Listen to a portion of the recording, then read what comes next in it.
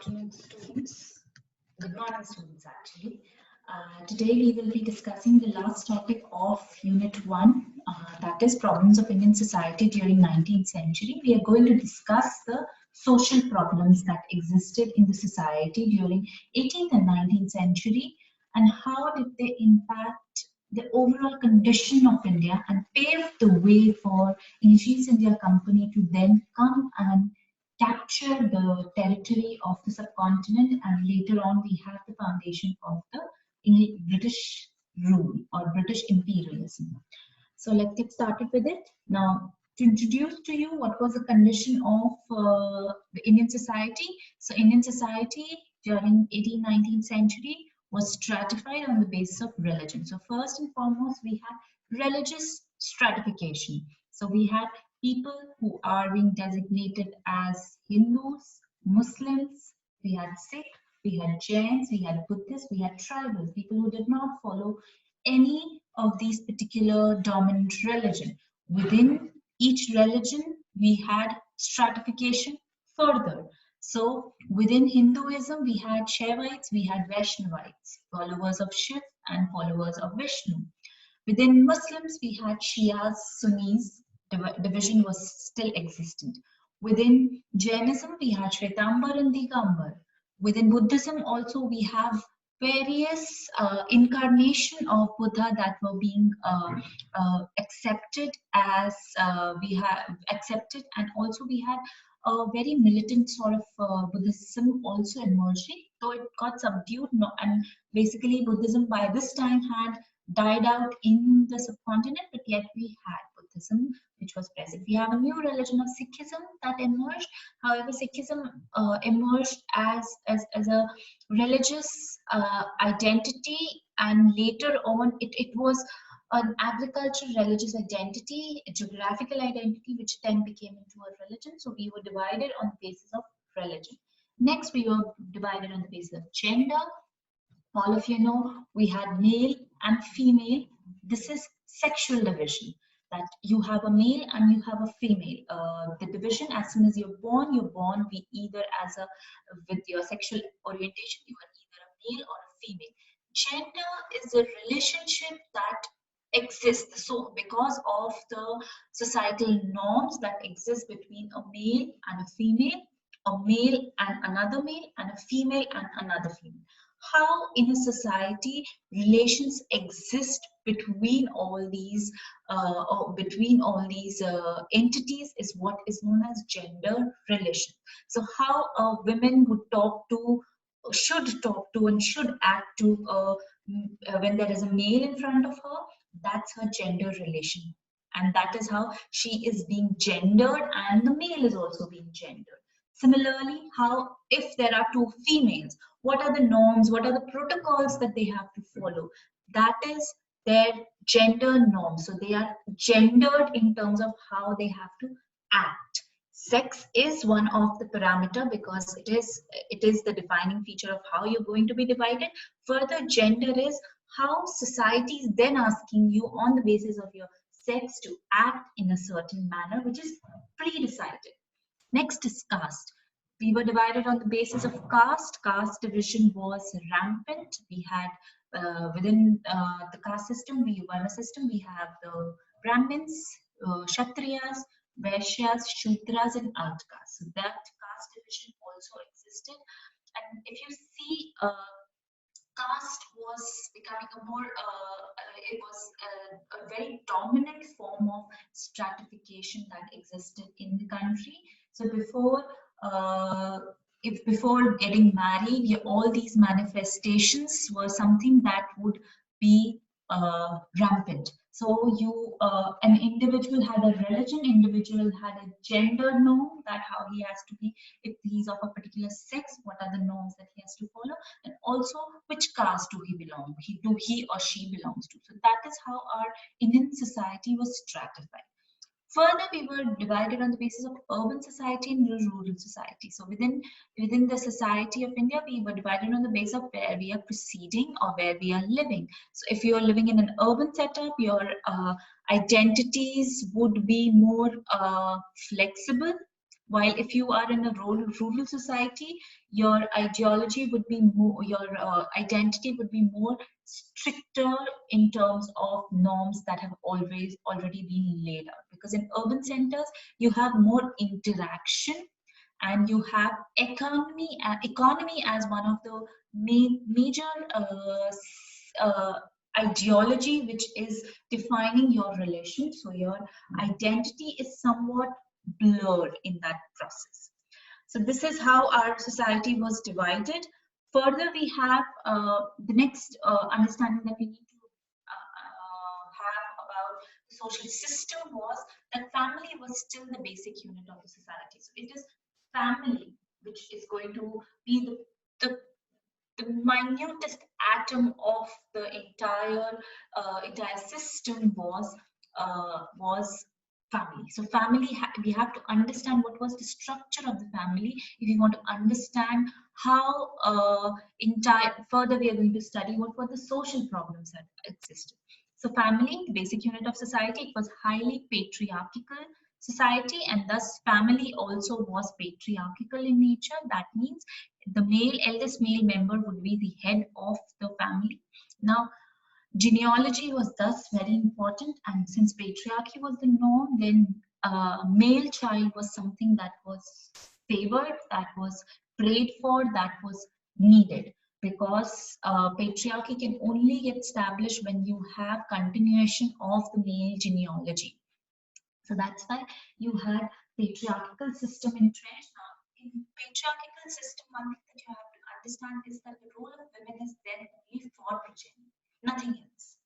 Her role is not for carrying forward any other ideology. You don't find the identity being ever defined from females. You always find that in a patriarchal society where both economy and family, head of economy and head of family is always the male member. So the role of women is thus for progeny, and that's how we find that a very strict norms are created as to how everybody within the family has to act. Every child from the beginning, male and female child are being taught what their duties are and how they are further going to work for the growth of the family, while the male child is given education, or is from the beginning being told that the family, the property of the family belongs to him or would be divided among the male child. The females from the very beginning are being told that they are going to be married off, and as soon as they are being married off, their role would be to then produce children for other family and then create progeny in other family. So that is how the society is. Now, religious ceremonies. Now, religious ceremonies were the central part of our every day-to-day life in the Indian society. They play, even if we look at today, we have a very little ceremonies that we do every day, which defines us in the terms of our religion. So if you pray, that praying, how you pray before having breakfast or after having breakfast, before taking a shower, after taking a shower, or you do, or there is a particular time fixed for it, or there are certain days where you have to observe certain restrictions.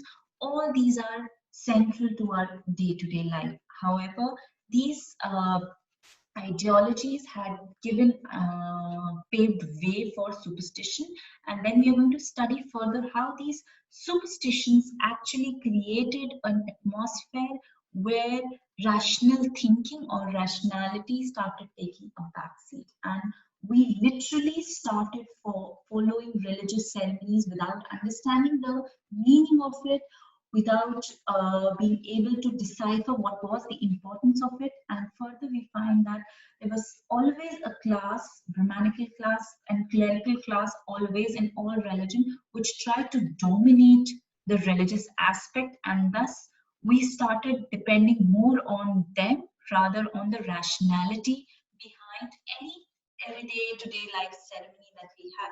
So that had led to our overall dependence on a certain class or certain caste, who then became the custodian of our religion.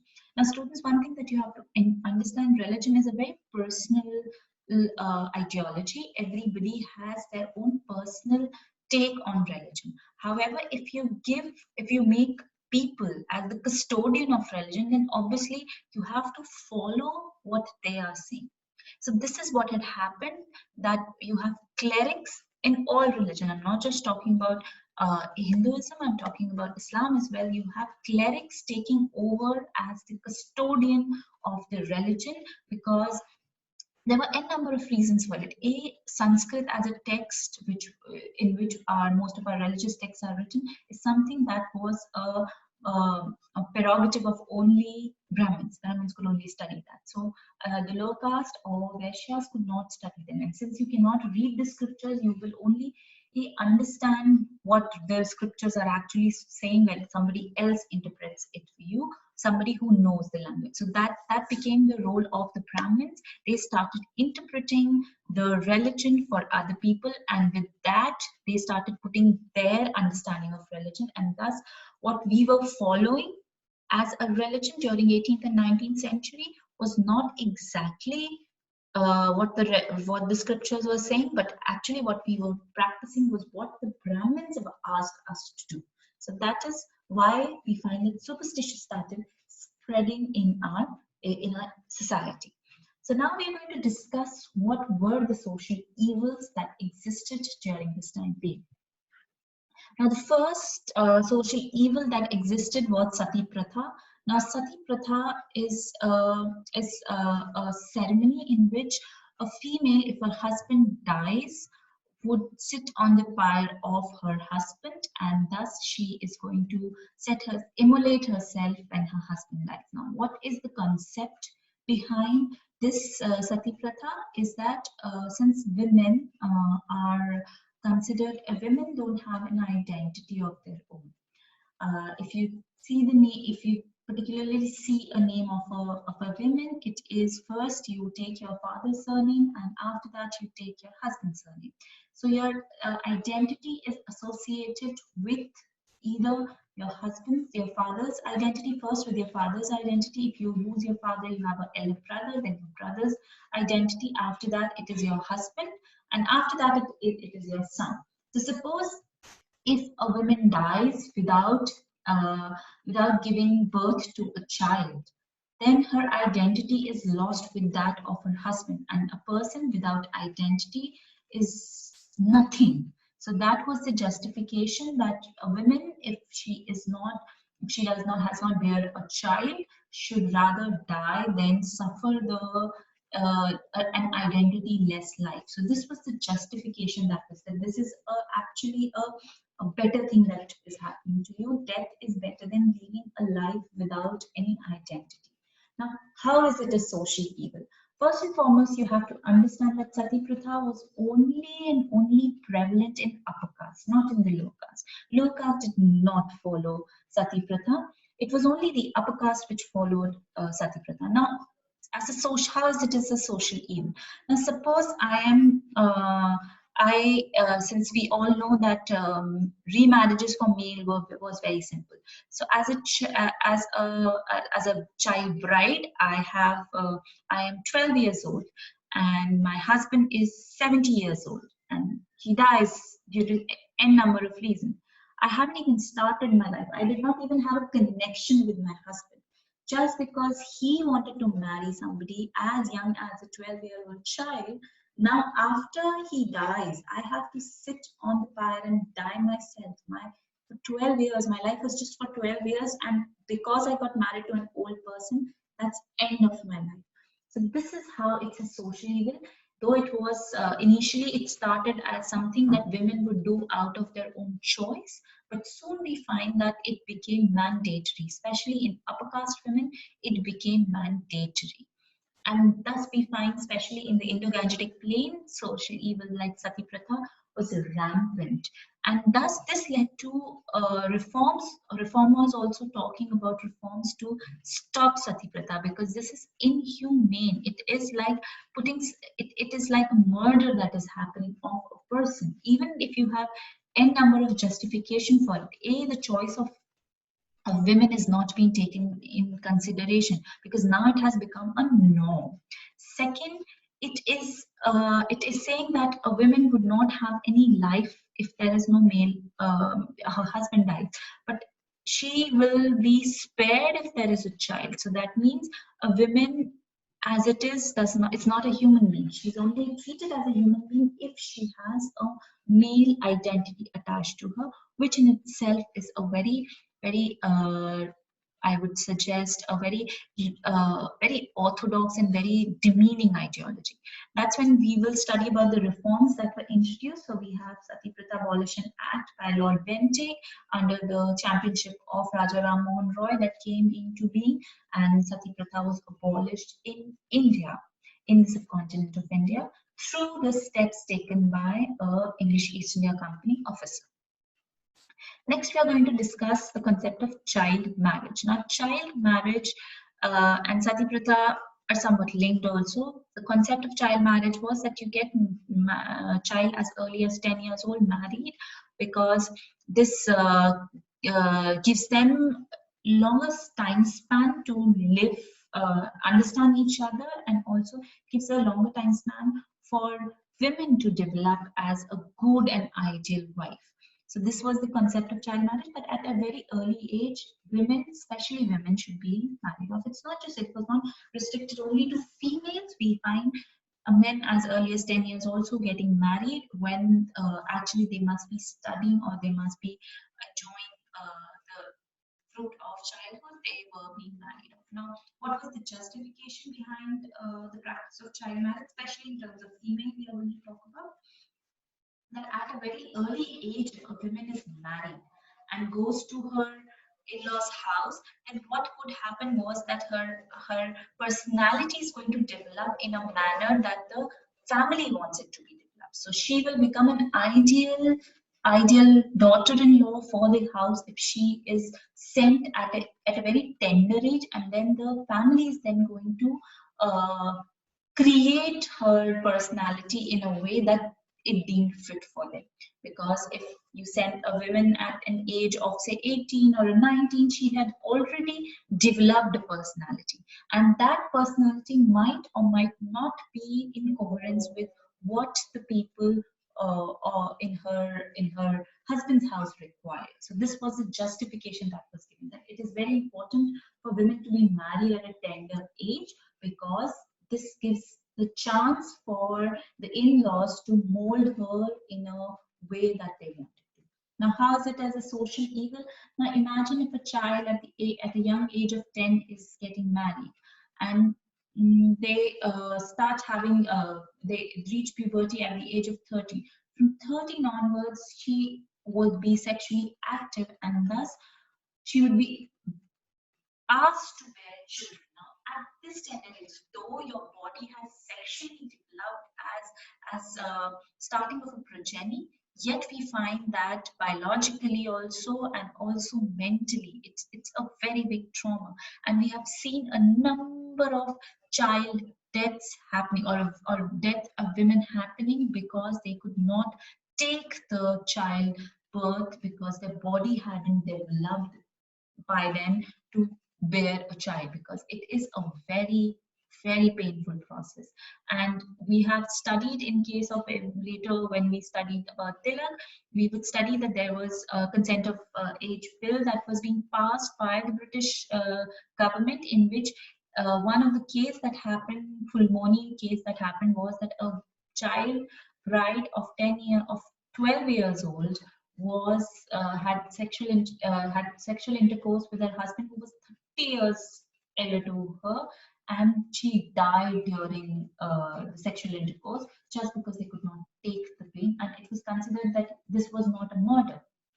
This was just because he also did not know that whether she will be able to bear it or not. So this is how we find that child marriage was a social evil, and we find that later reforms were created in terms of child marriage to be banned, child marriage not to take place, and in today's world we have an act which prevents child marriage to take place.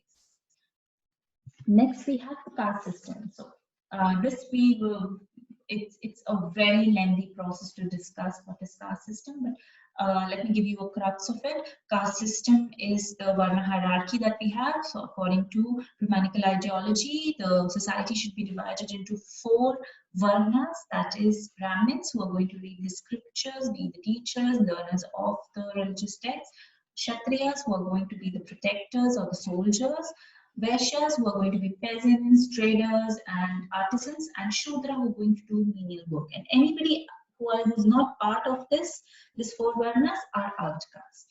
What is the justification behind the caste system? This is social, it's division of labor, it's how it started, and it is on the basis of how that work has to be divided among the society, and thus you have these, it was a very fluid structure when it started in the later half of the Vedic time period. However, in later Vedic time period, we find that it became a very strict watertight compartments. Now, how is it a social evil? Obviously, caste system is a social evil because this is a stratification.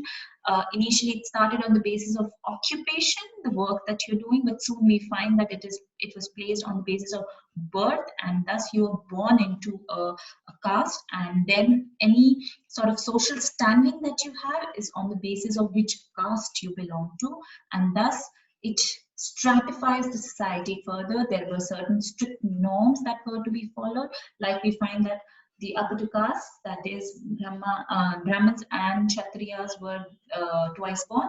Vaishyas and Shudras were not twice born. Shudras cannot read the scriptures, so it was completely blasphemous if a Shudra would ever even try and read a scripture. So even if you were interested in understanding your religion, it was not your caste that would give you. Then further, there were certain norms that started happening. So Brahmins and Kshatriyas are the upper caste, and Shudras and Vaishyas have to serve them.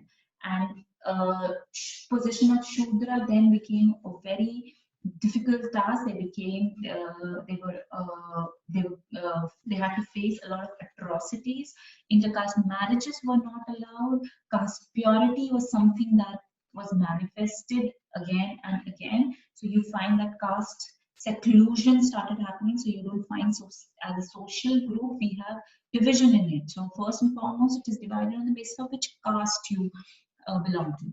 Reforms to remove caste system, we find that later we will study reformist and revivalist movement, and caste system was challenged by a lot of reformist and social thinkers who agreed that casteism is a menace and it has stratified the society into divisions, and these divisions had then led to Indian society always being divided and never providing a unified front for any attack from outside.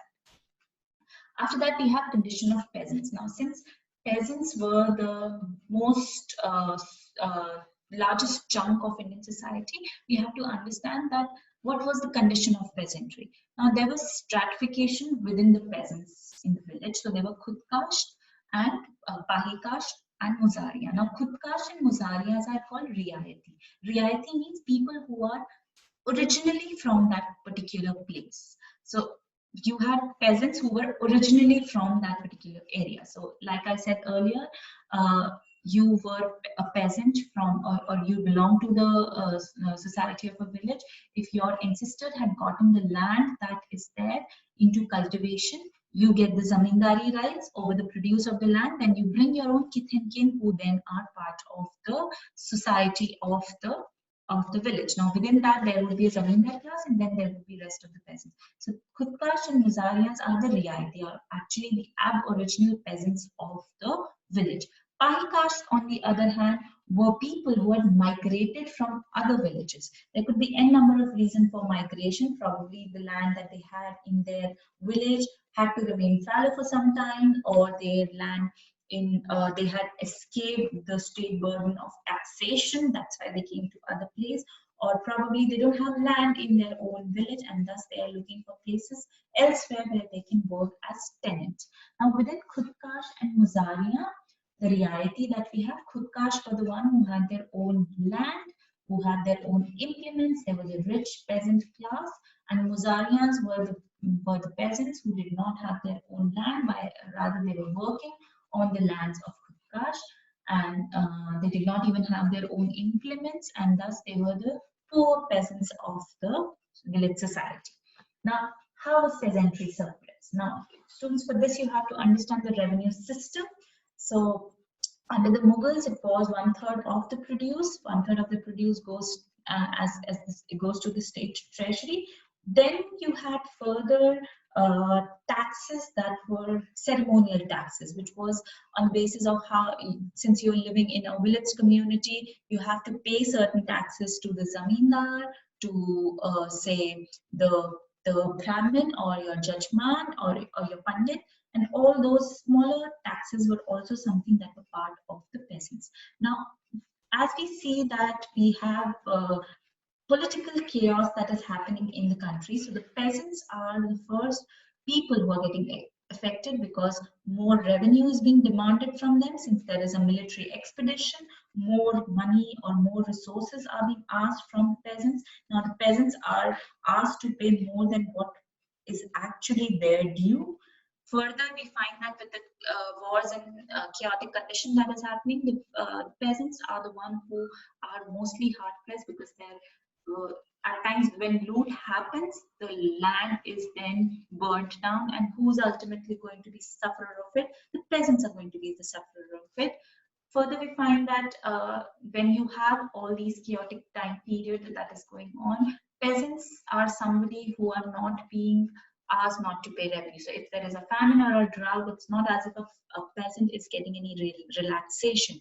Rather, he's also losing out on his on his labors while his family members are getting impacted by it. Further, he still has to pay taxes. So you find that peasantry was very much suppressed, and they were suppressed by their zamindars, they were suppressed by the local lord, they were suppressed by the ruler that was ruling them, and further, if they were under the English East India Company's rule, they were being suppressed by English East India Company's new revenue reform, which did not take into consideration the local ideology or local relationship of the peasants. And with this, we come to an end of the social evils that existed in the country during 19th century. And I hope you all will study this and try and understand how social problems existed in the Indian society during 19th century. Thank you, students.